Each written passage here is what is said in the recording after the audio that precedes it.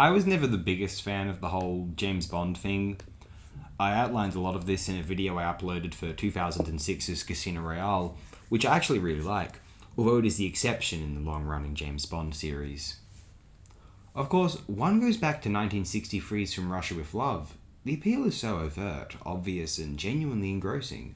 Looking at From Russia with Love now, it becomes clear why the film was a smash success, an influential prototype for fast-paced, set-piece-oriented action films for decades to come, a budget and scope unlike nearly anything seen in the motion picture industry prior, before Goldfinger rammed the iconography and forced tropes down our throats, ruining the series as far as I'm concerned.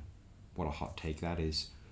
From Russia with Love holds up as a great, initially slow-paced, considered, exhilarating toward its conclusion, beautifully photographed, ably written, and really well-performed spy epic, a genuinely stellar film experience which elevated the reputation of the James Bond films for decades, and contains within all of the alleged appeals of the series everything that seems cool, exciting, awe-inspiring, and iconic about the James Bond films when I was a kid, even before I ever saw them, is only truly on display, I think, in the magnificent From Russia with Love.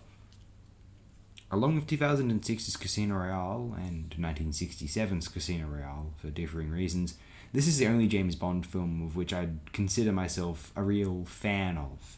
Although Dr. No has its merits, they never did find a more striking Bond girl than Andress. Though they do try, Eva Green is captivatingly beautiful. I'd like to read out now, according to Wikipedia, an account of the contemporary reviews of From Russia with Love. This is actually quite interesting. In comparing the film to its predecessor, Dr. No, Richard Roud, writing in The Guardian, said that From Russia with Love didn't seem quite so lively, quite so fresh, or quite so rhythmically fast-moving. Now that's interesting to me, given that if you show Dr. No to someone who was born even the same year I was, 96, they'd think it was incredibly slow. At times, for the most part, it really is. He went on to say that the film is highly immoral in every imaginable way. Maybe it is. It is neither uplifting, instructive, nor life-enhancing. Neither is it great filmmaking. Ted Moore's photography. I don't know about that, dude. But it sure is fun. Well, not that much we can say. Writing in The Observer, Penelope Gilliatt noted that the way the credits are done has the same self-mocking flamboyance as everything else in the picture. Gilliatt went on to say that the film manages to keep up its own cracking pace nearly all the way. The set pieces are a stunning box of tricks. The critic for the Times wrote of Bond that he is the secret ideal of the congenital square, conventional in every particular, except in morality, where he has the courage and the physical equipment to do without thinking what most of us feel we might be doing. The critic thought that overall the nonsense is all very amiable and tongue-in-cheek and will no doubt make a fortune for its devisers. Bosley Grover of the New York Times wrote, "Don't miss it," this is to say, don't miss it if you can still get the least bit of fun out of lurid adventure fiction and pseudo-realistic fantasy. There you go.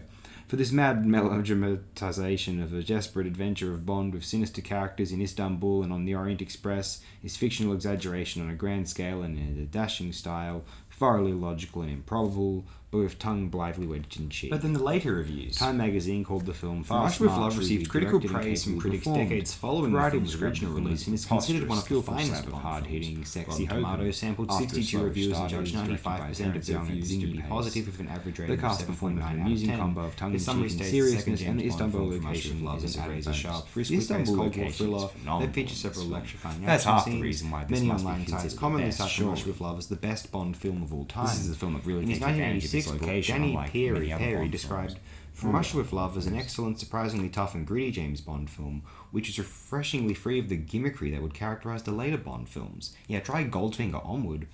And Connery and Bianchi play real people. We worry about them and hope their relationship will work out. Shaw and Lotte Lenya are splendid villains, both of exciting, well-choreographed fights of Connery. Actors play it straight with excellent results.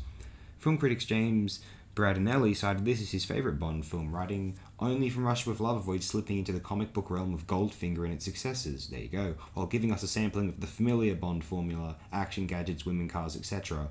From Russia with Love is effectively paced and plotted, features a gallery of detestable rogues, including the ultimate Bond villain Blofeld, and offers countless thrills. In June 2001, Neil Smith of BBC Films called it a film that only gets better with age. In 2004, Total Film magazine named it the 9th greatest British film of all time, making it the only James Bond film to appear on the list. In 2006, Jay Antani, a film critic, praised the film's impressive staging of action scenes, while IGN listed it as second best Bond film ever behind only Goldfinger. That same year, Entertainment Weekly put the film at ninth among Bond films, criticising the slow pace. Ninth, wow. When the James Bond Ultimate Collector set was released in November 2007 by MGM, Norman Wilner of MSN chose From Russia with Love as the best Bond film.